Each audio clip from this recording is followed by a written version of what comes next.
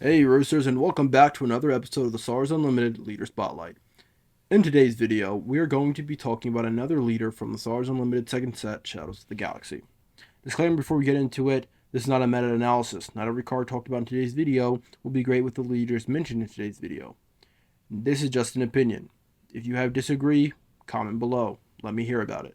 And not every card that I personally think is great with these leaders will even end up making it in today's video, so if you happen to have forgotten or left out your favorite, make sure you comment it down below. The leader of today's video is going to be Jabba the Hutt, one of the most iconic Star Wars characters, instantly recognizable. If you don't know what he looks like, you've heard his name before. He is a command and villainy leader with the underworld and Hutt traits. Hutt is something that we pretty much only see on Jabba in this set and throughout this entire game. But being the fact that it's here, I have no doubt in my mind there'll be more Hutt cards coming in the future, and most importantly, eventually we're going to get some Hutt support. So, as an action, he can exhaust himself and choose a unit. For this phase, it gains bounty. The next unit you play this phase costs one less. Now, obviously, you're going to be choosing your enemy's units, so I'm not really going to even talk about the possibility of choosing your own unit.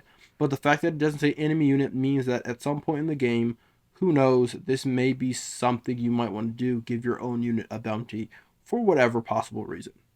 As an epic action, if you control 7 or more resources, you can deploy him as a leader.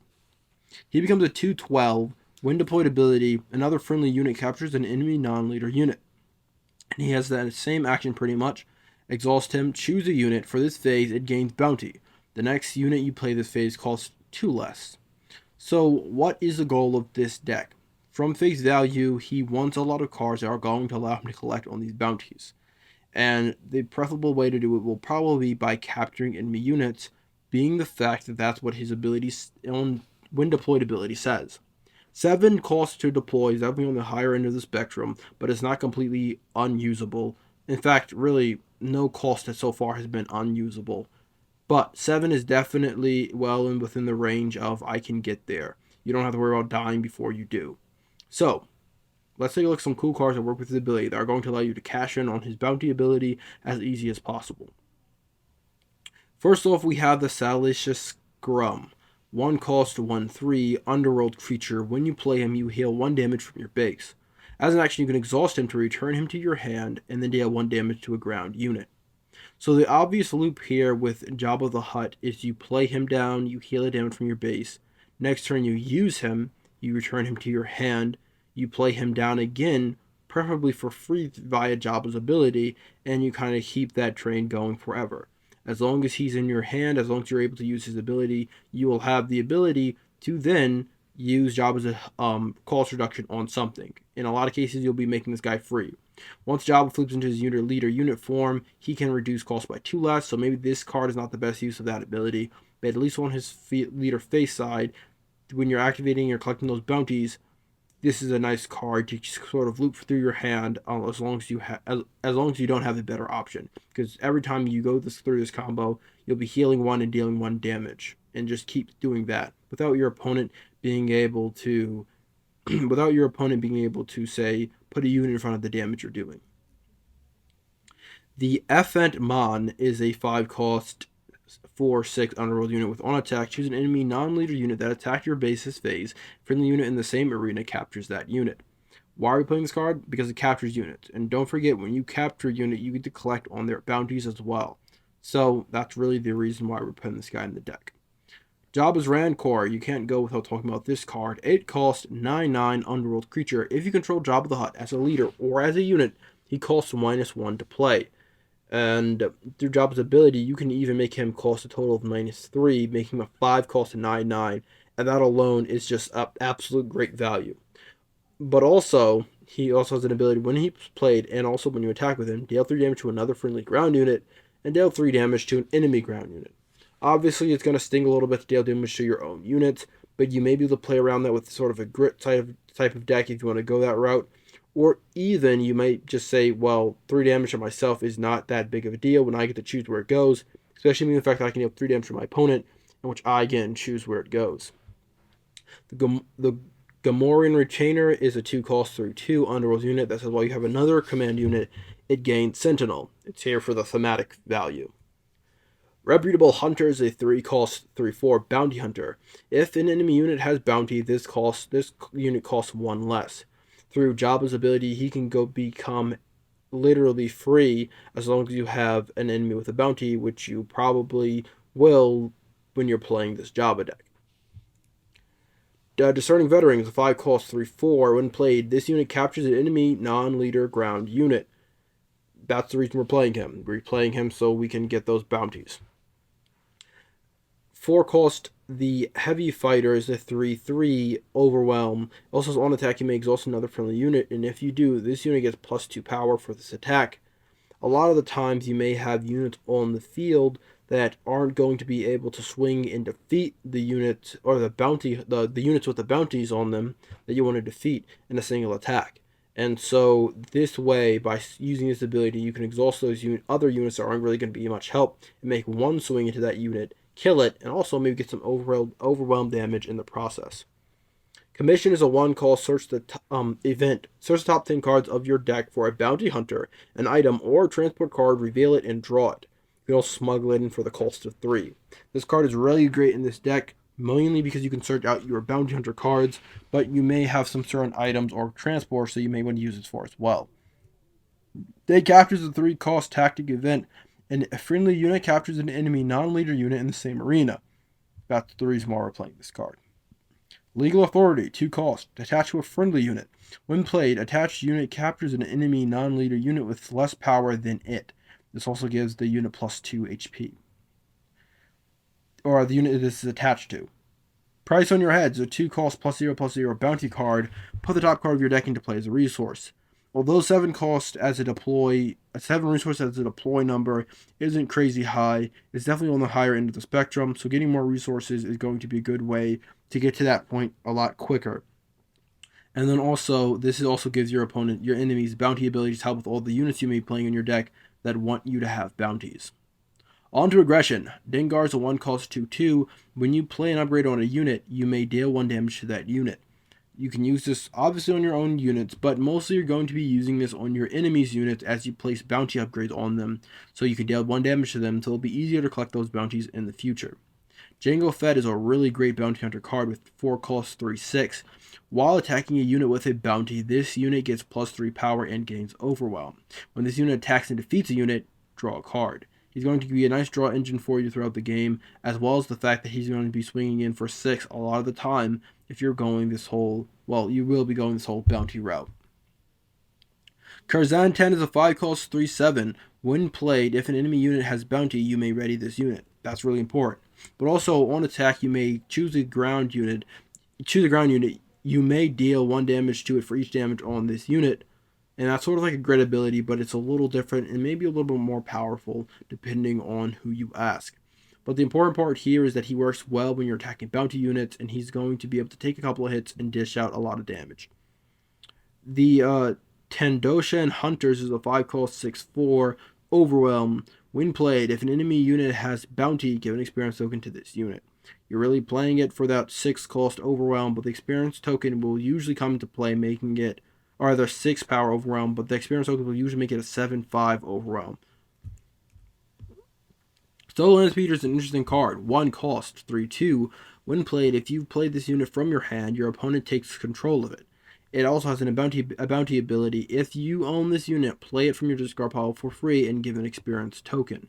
So basically, you play this guy and he immediately goes to your opponent's side of the board. You hopefully play or kill it with one of your cool bounty hunter units, and then immediately get it back to your side of the field, and it gets an experience token for your troubles.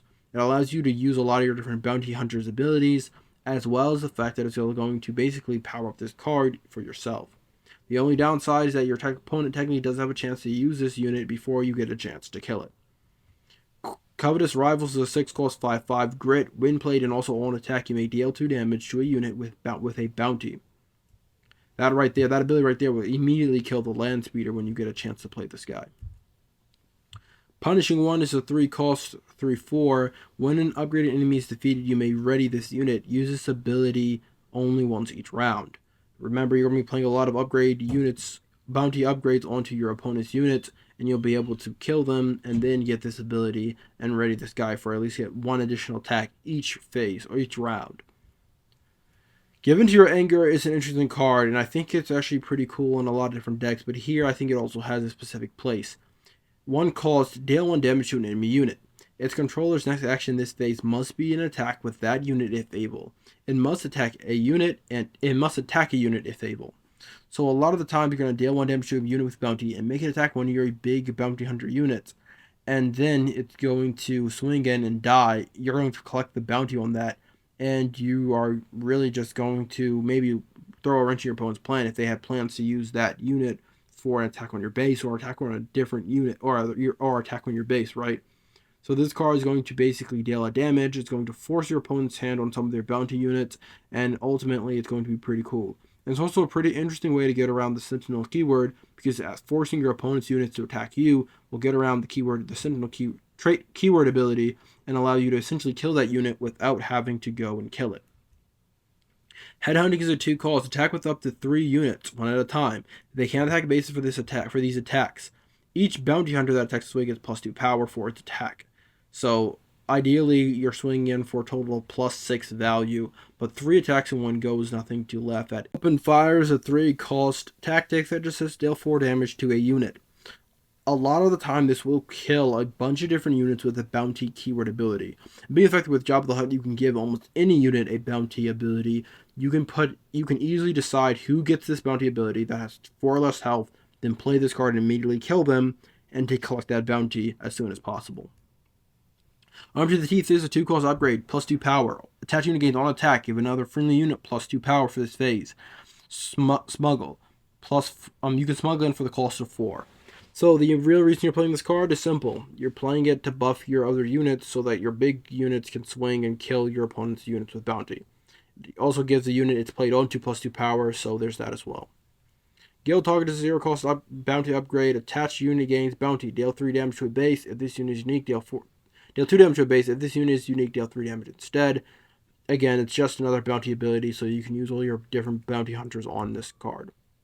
On to Vigilance. Vigilance has a lot of cool options for Jabba the Hutt, especially because of their ability to instantly defeat a bunch of different units. The client is a 3 cost to 5 shielded unit that says action exhaust. Choose a unit. If for this phase, it gains bounty. Heal 5 damage from a base. So it's just another way to give out bounty abilities for you to collect on. The Tree Trender is a 3 cost to 4 grit unit. The real reason we're trying to actually look at this card here is because with Jabba the Hutt's ability, you can play him as a 2 cost 2/4, which is good value. Which is value by itself, by the way, but with grit it becomes even better. Imbo is a 3 cost 3/4 unit that says when this unit completes an attack, if the defender was defeated, heal up to 2 damage from this unit. Obviously, you're going to be killing a lot of your opponent's units. You're going to be collecting a lot of different bounties, hopefully through this guy's ability as well. And then also you can heal up your units, because as you're attacking your opponent's units, you're going to take damage in return, and you're going to want to heal that away, hopefully to keep some of your bounty hunters alive and healthy. First Light is a 7 cost for 7 grit. Each other friendly non-leader unit gains grit. Smuggle 7 and deal 4 damage to a friendly unit. So if you're playing a Rancor deck, this also can come in there to sort of add grit to whatever unit the Rancor dealt damage to.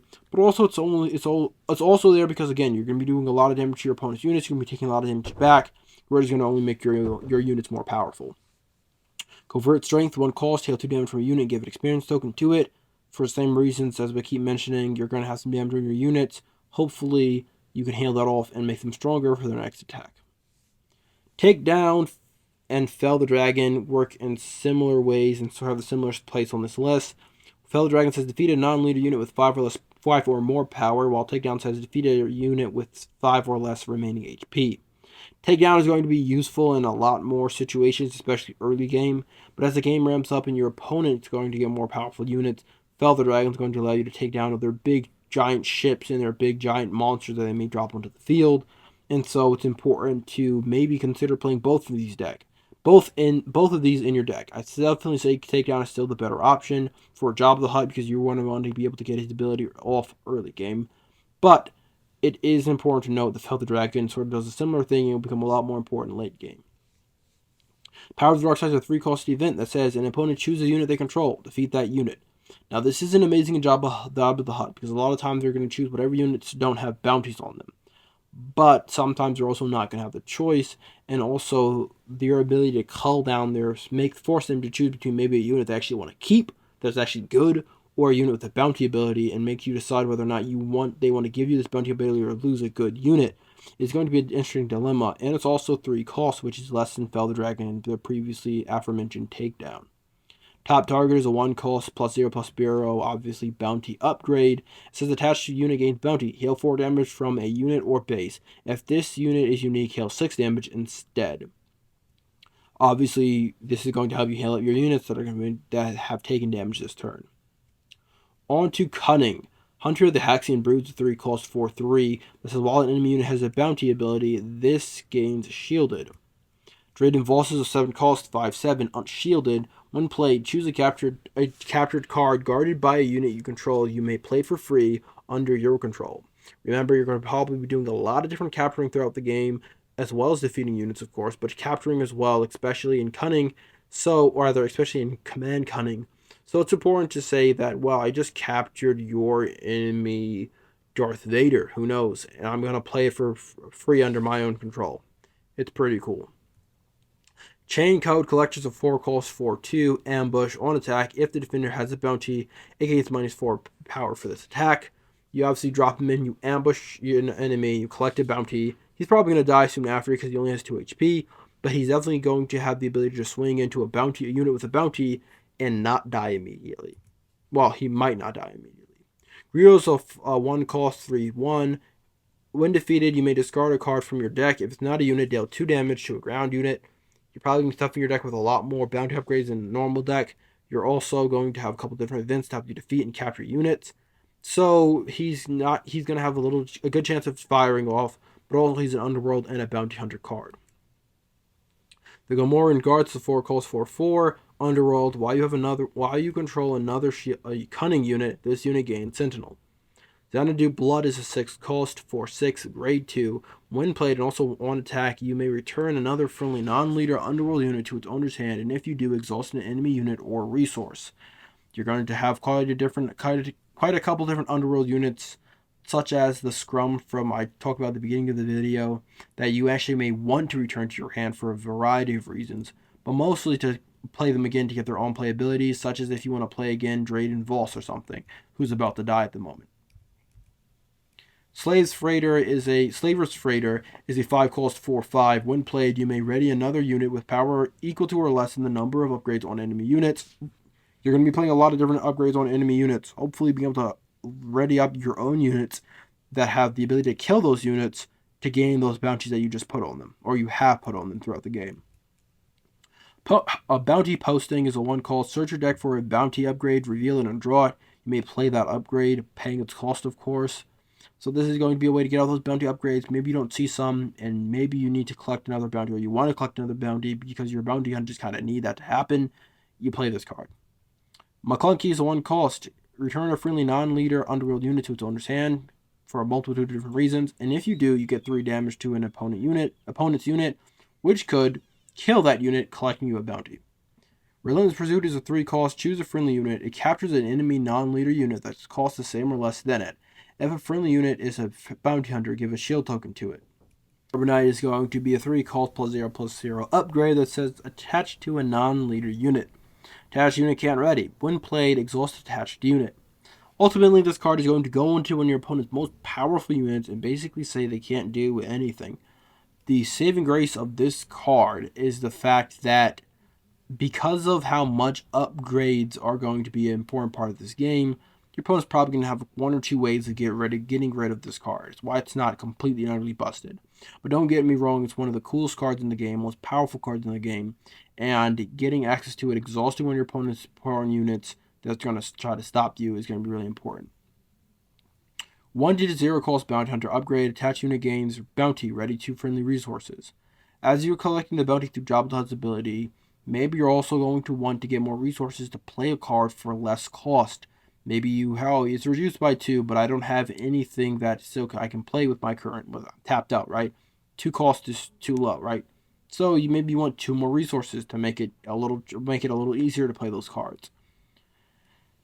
Finally, let's end this video off with the pure villainy aspect cards. Incinerator Troopers are 2 cost 2/2, so while attacking this unit deals combat damage for the defender. It's going to allow you to swing into a lot of different units and hopefully kill them before they kill you.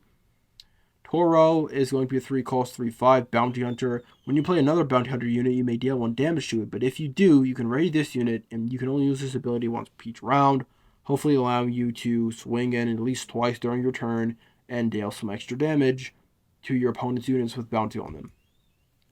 Admiral Might is a 2 cost 1/1. He says, when defeated, ready a villainy unit. Again, hopefully you'll be able to use that unit to swing in to deal damage or extra damage to an enemy with bounty on them, right? But also, his reading does not say non-leader unit, which means you can theoretically ready Jabba himself while he's in his leader unit form, and then exhaust him again to then add another bounty to a different unit, activating his ability technically twice that turn. Something to keep in mind. Altering the Dale is the final card we're looking at for today in today's video. It is a 1 cost. Discard a captured card guarded by a friendly unit. As you're capturing a bunch of units, remember that when the unit who's capturing them leaves play or dies, or that unit under them gets rescued, your opponent gets that unit back on their side of the field at full health, as if they had just played it. So sometimes capturing powerful units can be a double-edged sword, because, well, maybe not double-edged sword, but you know that they're coming back eventually. It's not a permanent fix, sometimes. With altering the deal, you can say, well, it is a permanent fix because I'm discarding the card and you're not going to be able to get it back. It's now gone. You paid 12 for that, or you paid 10 for that, and between this and one of my other cards, I paid a total of 4 to get it off the board. It's not breaking the game, but it is definitely a card you want to take a look at if you're going to be capturing a bunch of your opponent's different cards. That's going to be it for today's video, though. Okay, so we have one more card to talk about. Bounty Guild Initiate. 1 cost 1/2 Bounty Hunter. When played, you may control another. If you control another Bounty Hunter unit, you may deal 2 damage to a ground unit. Ability to deal damage is going to allow you to kill, hopefully, a unit with bounty on it and collect a bounty. You can put a bounty on any unit through Jabba's ability. As such, putting it on a weak unit is not that hard. You can easily kill it with his ability, collect a bounty. Now the video is over. With that being said, Jabba the Hutt definitely feels thematically Jabba. He uses his ability to put out hits on people to run the galaxy and make a lot of money. He captures people. He's big. He's fat. He likes money. He likes bounty hunters. It's very Jabba, and it's very cool. Definitely a deck that has a lot of interesting things going on with it. Because of the fact of how bounty is an ability that you don't want on your own unit, it's hard to build a deck around your opponent having those cards. That's why the Bounty Hunter upgrades exist, and that's why Jabba the Hutt exists. His ability like this is some of the best ways to play Bounty Hunters, simply because at least you can now guarantee that there are going to be bounties for you to collect through your various of different Bounty Hunter abilities. That's going to be all for today's video, though. I hope you guys enjoyed it. I hope you guys come back for more Star Wars Unlimited Leader Spotlights. We have a lot of leaders left to go from set 2 that we're going to talk about, and we're going to talk about what they do, what we think about them, and of course, some cool cards and cool combos that they can have access to. And I hope to see you guys there. Well, that's going to be all for now, but if you guys enjoyed this video, make sure you guys go ahead and watch some of our other videos that we've made on this channel. Also, give this video a like if you thoroughly enjoyed it. And of course, subscribe to the channel so you don't miss any of our future content. And I hope to see you guys back at the roost.